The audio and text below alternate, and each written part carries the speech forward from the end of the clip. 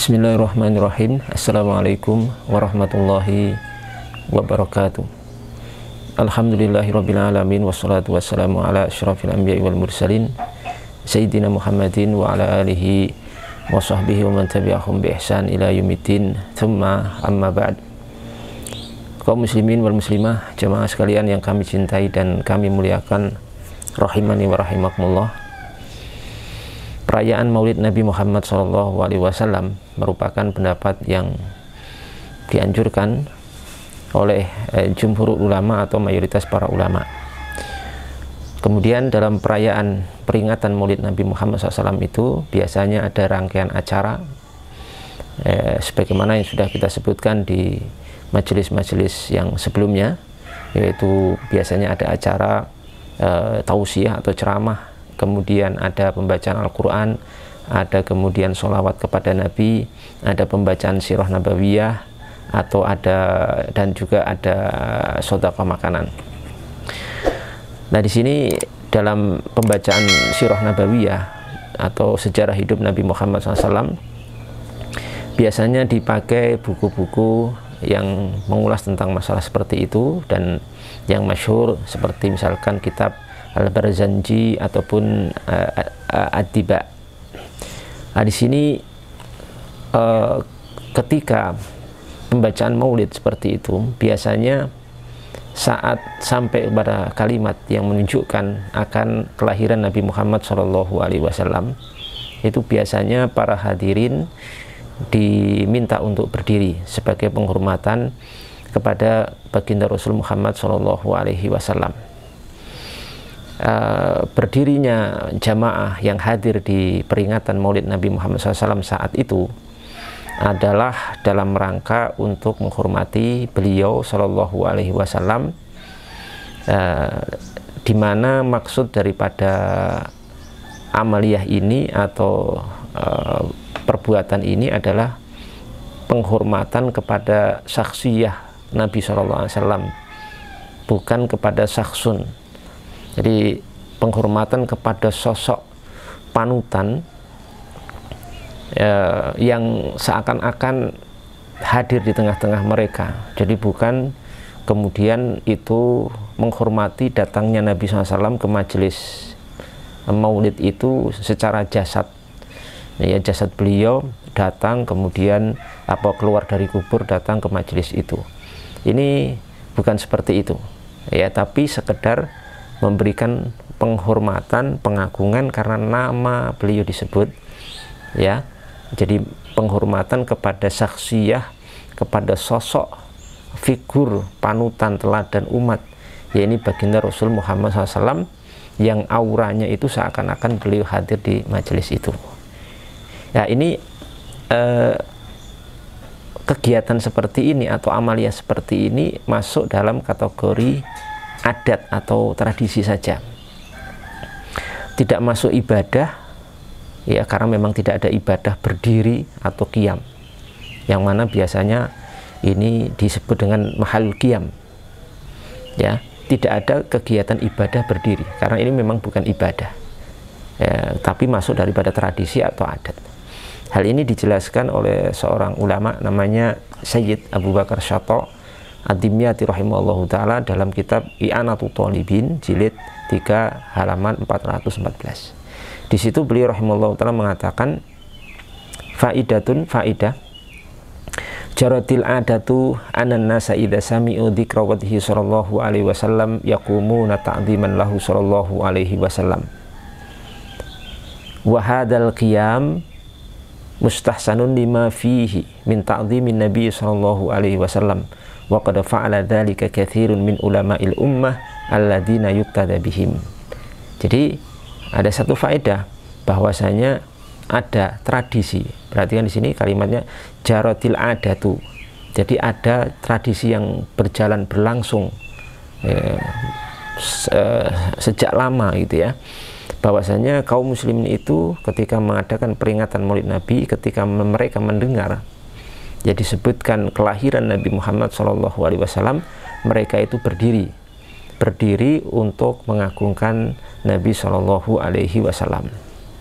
Jadi di sini ini merupakan adat.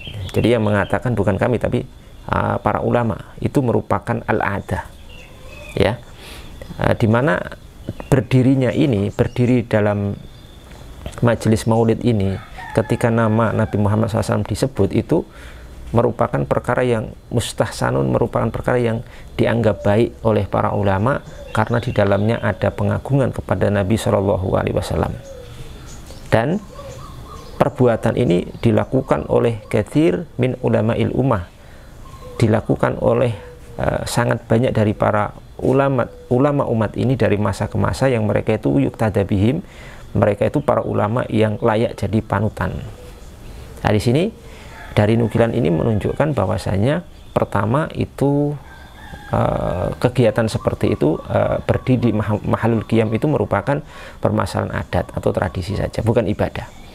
Nah, kalau merupakan masalah tradisi atau adat, maka kita kembali kepada kaidah yang masyhurah yang disepakati kita bersama, bahwasanya al aslu fil adati al ibah, bahwa asal ibadah adat itu, hukum asal adat atau tradisi itu adalah boleh.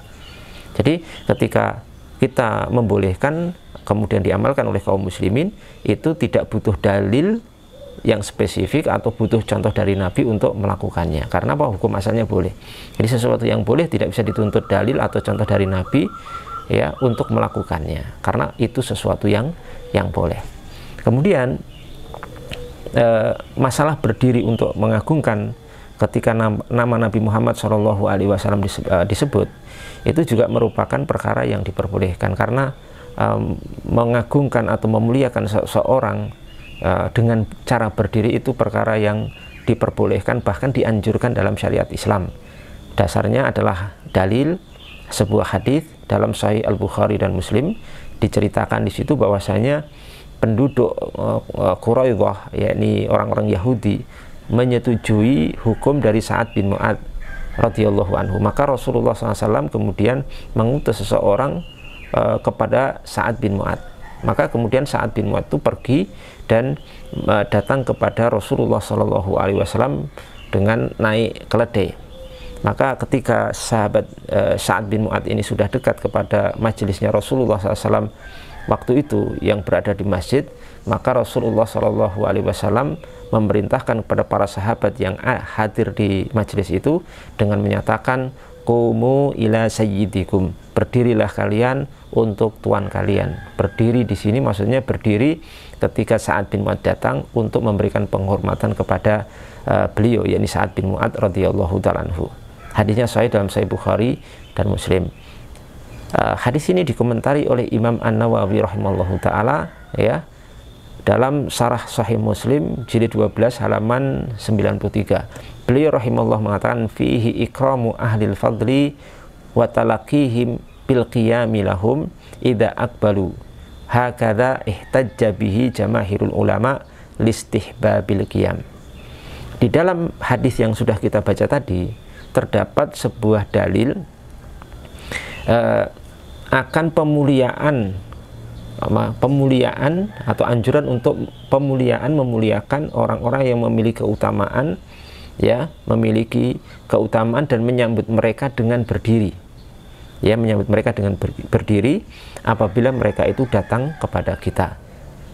Demikianlah mayoritas ulama berdalil dengan hadis ini untuk anjuran berdiri dalam rangka memuliakan orang yang datang, di mana orang yang datang itu orang-orang yang memiliki keutamaan dan orang-orang yang memiliki maziyah, kekhususan dari manusia secara umum. Jadi di sini tidak ada masalah, berdirinya ini tidak ada masalah, dan ini bukan perkara yang berlebihan, ya, karena itu ada dalilnya dari Nabi Muhammad SAW sendiri, dan layak juga untuk diperlakukan seperti itu, walaupun itu secara majas, ya, karena beliau itu namanya saja yang disebut tapi secara fisik tidak hadir di majelis itu. Dan di sini perlu kami berikan satu penekanan bahwa prasangka sebagian orang yang menuduh bahwasanya kegiatan atau amaliyah al-qiyam, berdiri di mahalil qiyam, di mahalul qiyam, ketika nama Nabi Muhammad disebut di situ kelahirannya, kemudian hadirin berdiri, itu bukan berarti jasad Rasulullah SAW itu bangkit dari kubur dan datang ke tempat itu sebagaimana yang dituduhkan oleh sebagian orang, ya. Nggak seperti itu. Apalagi ditambah dengan katanya di situ dibakar bukhur, yakni seperti kemenyan atau mungkin wewangian di situ, itu untuk Rasulullah SAW. Kemudian di situ ada minuman di tengah-tengah majelis, itu biar diminum oleh Rasulullah SAW.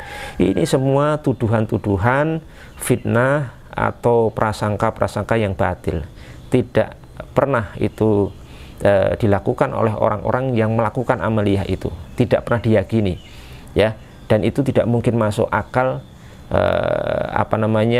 dilakukan oleh kaum muslimin, oleh orang-orang yang beriman, oleh orang-orang yang bertauhid pada Allah Subhanahu wa taala.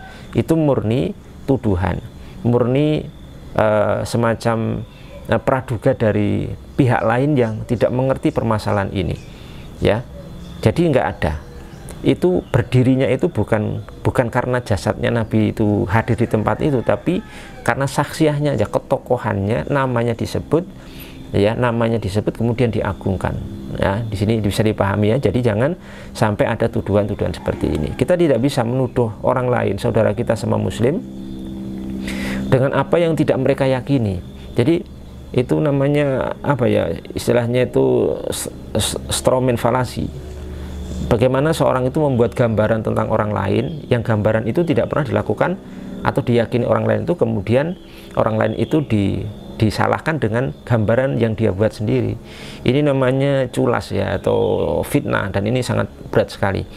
Ini ditegaskan oleh seorang ulama dari Mekah, yakni Syekh Profesor Muhaddits Muhammad Alawi Al-Maliki rahimahullahu taala, dalam kitabnya Haula al-Ihtifal Bidzikra al-Maulid An-Nabawi Asy-Syarif, halaman 41 sampai 42. Di situ ditegaskan secara tegas bahwa tidak ada keyakinan seperti itu.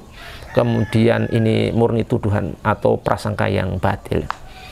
Seandainya ada yang memahami, meyakini seperti itu oknum. Seandainya ada lah, ya.